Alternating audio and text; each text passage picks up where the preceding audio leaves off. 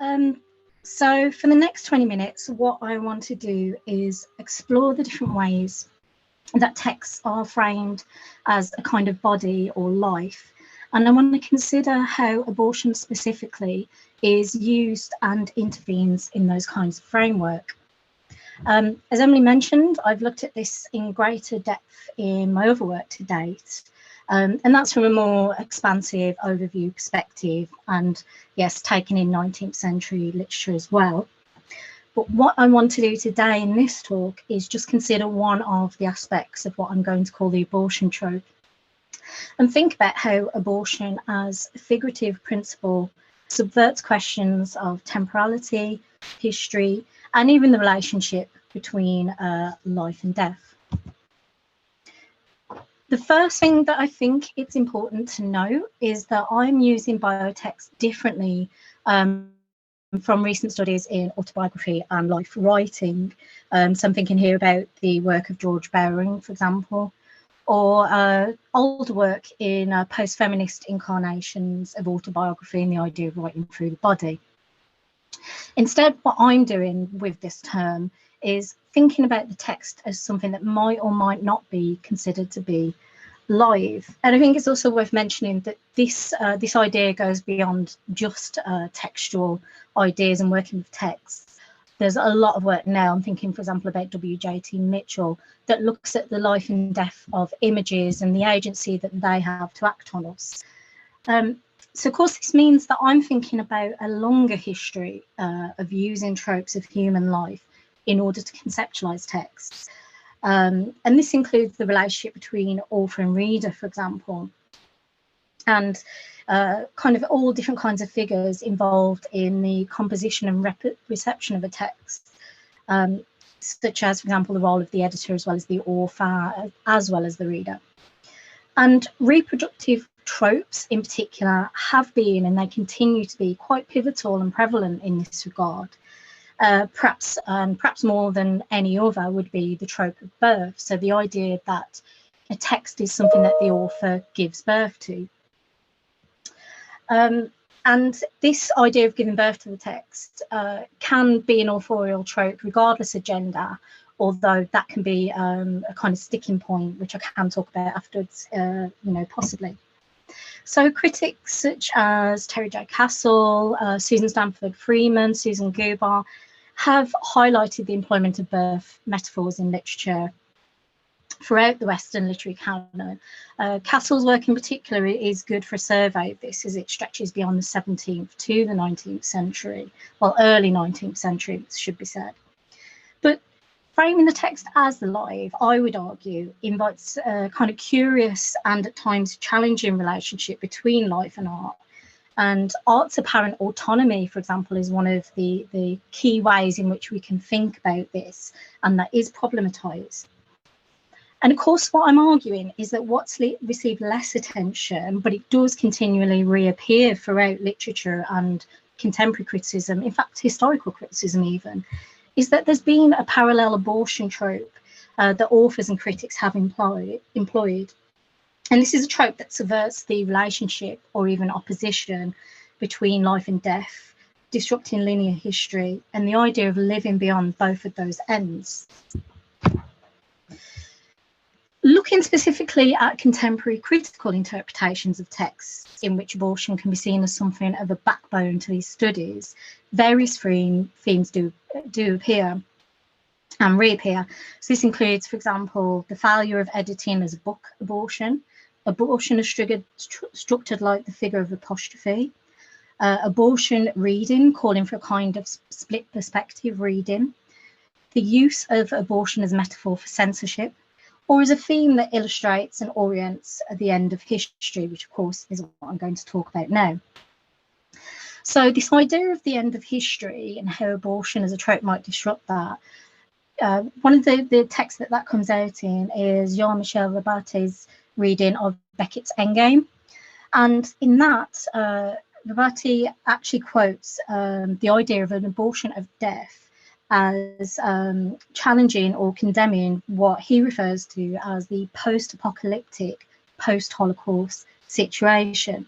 And it's worth mentioning that this book in itself is about the possibility of a theory with a capital T that kind of lives on and has a global reproduction.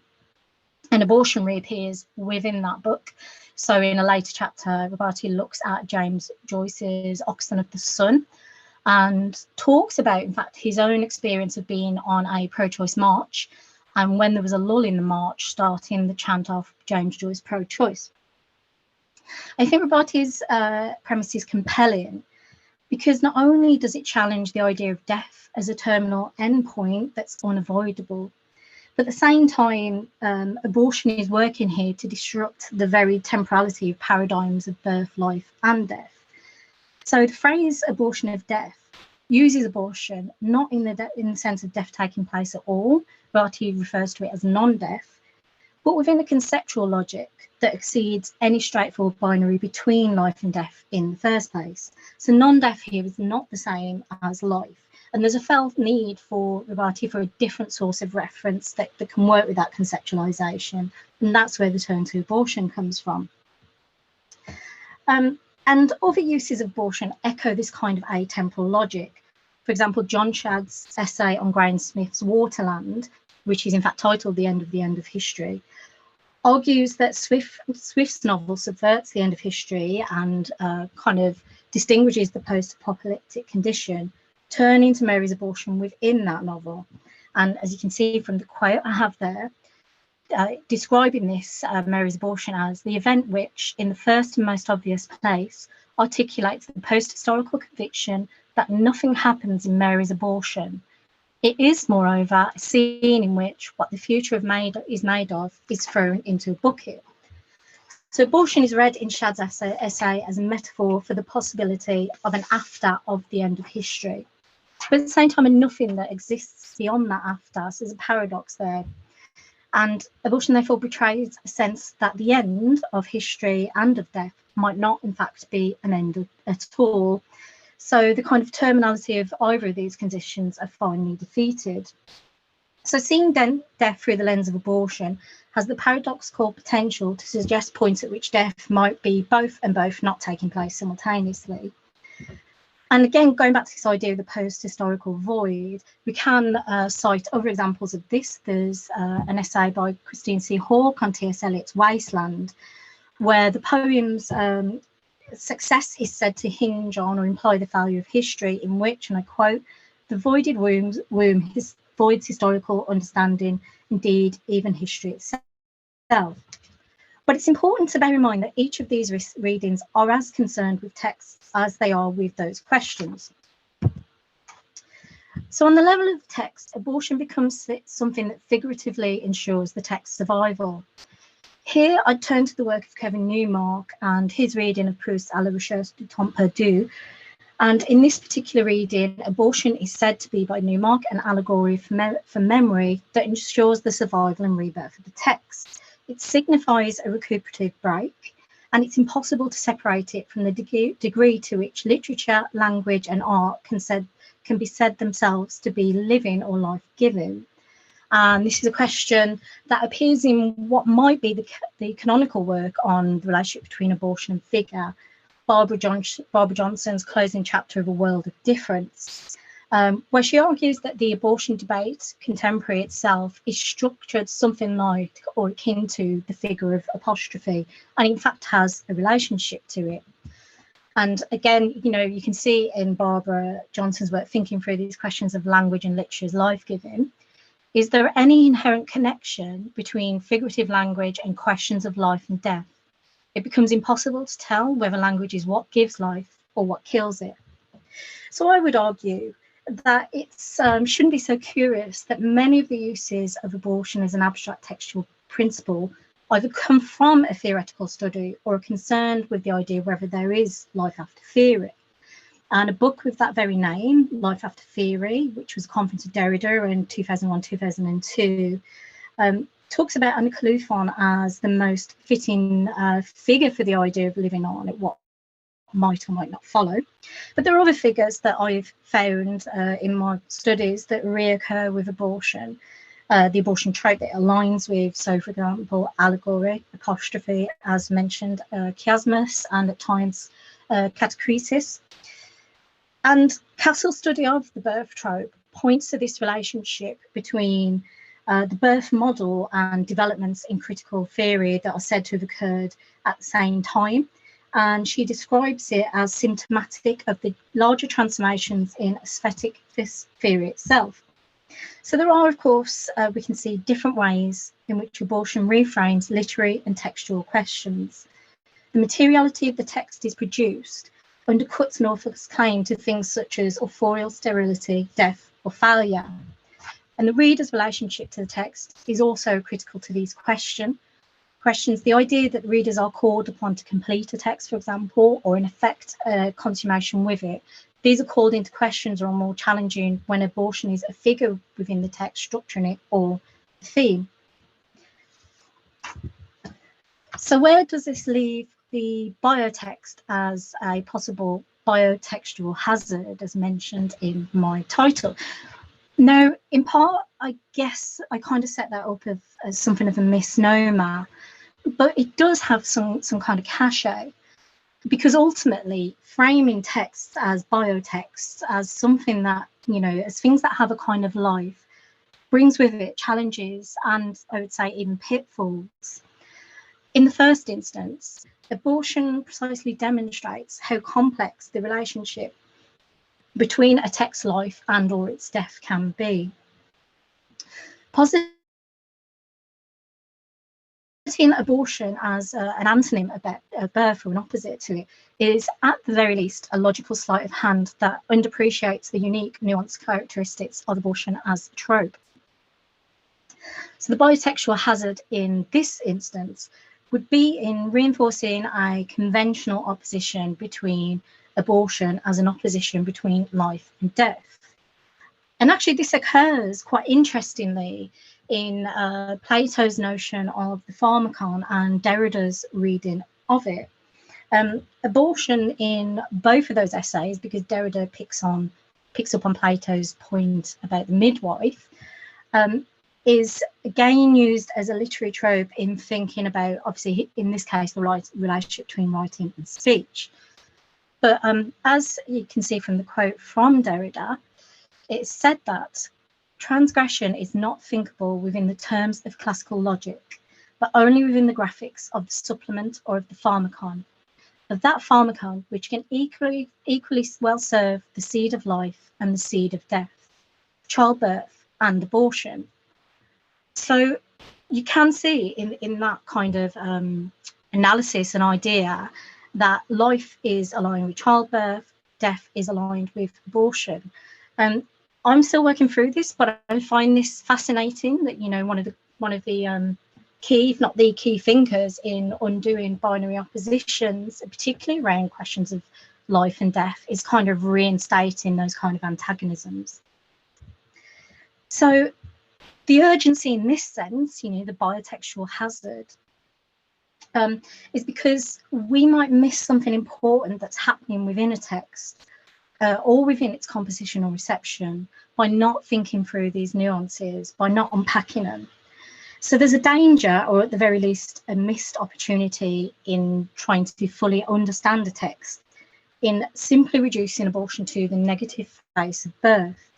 Indeed, to call the abortion trope no more than a negative model of birth and of the birth metaphor is, I would argue, to miss something absolutely pivotal, not only in the literary imagery at work, but in the interpretations that are being brought to a text. So I think these things, sometimes you see one or the other in practice, sometimes you see them working against each other, and sometimes in tandem. So I'm talking about contemporary criticism here, but generally I'm interested in how both the text and the text of criticism sort of intersect or don't.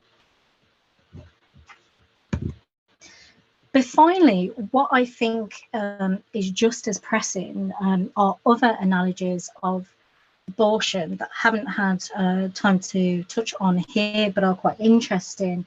So, for example, we might think of the conventional way of aligning abortion with failure. So, you know, we see this in colloquial terms and within literary studies and literature, which I think this has come out of some of the studies and works I've spoken about.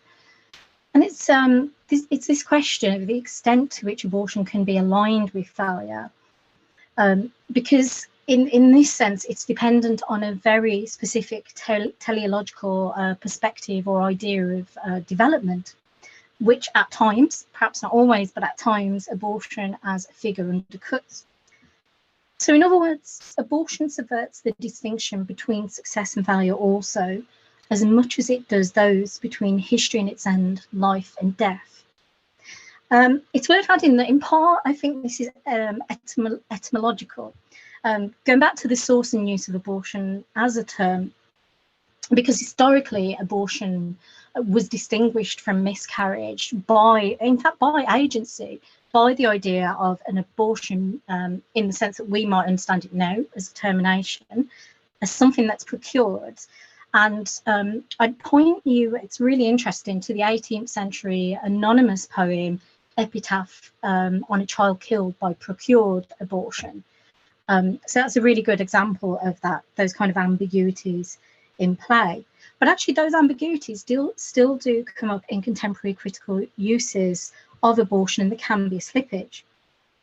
And this is not to mention, of course, that in pitching abortion as straightforward death, as opposite to birth, can easily slide into difficult questions around contemporary real-world abortion discourse, for example, determining when ontological life begins and ends. And this distinction, of course, varies according to different discursive frameworks. So I'm thinking here about the medical, the theological, the ontological, philosophies of ethics. So it depends on a variety of different potential interpretive perspectives. And of course, along with this, we are left with other concerns and questions when reading through and thinking about abortion and its use around heteronormativity, autobiographical texts, and even gendered authorship. And that's something that, again, there are slippages or very specific oppositions and distinctions that come up. In fact, it comes up in the work of Johnson within that essay. So my final 2 points are, firstly, that there is always a degree of generalization when it comes to the use of literary tropes within texts and thinking about them. And this is no less true with tropes such as birth, and the idea of, as to the question of whether a reader or author does or should put more pressure on abortion as a literary figure than on any other trope. So what I'm kind of trying to say here is that all tropes kind of have a sort of generalization, arguably because otherwise they wouldn't work. We wouldn't be able to use them or read them, but we are able to contextualize them. But I do often see recurring a kind of pressure on the abortion trope because of some of these issues and disruptions I've mentioned. And I think in my next work, I'd like to unpick how much that pressure is on other tropes. So this means then that perhaps the biggest biotextual hazard we're dealing with here is in reading itself. So, you know, does this mean that textual abortion should come with a warning label? Does a reader, author or critic need to take precautions when handling it? Is the relationship between abortion and a text always destined to come to a kind of impasse? And is abortion a special case in contrast to other literary tropes such as birth? Put simply, the biotextual hazard may precisely be all paradigms that frame literature as biotext at all, not just abortion. And you know, this is important because I think with its long history and the fact that such kind of living biological paradigms look set to continue, they have continued. There may well even be something innately human in framing the text this way. My argument would be that the ultimate biotextual hazard is the final precaution in not overlooking the subversive biotropes such as abortion at all.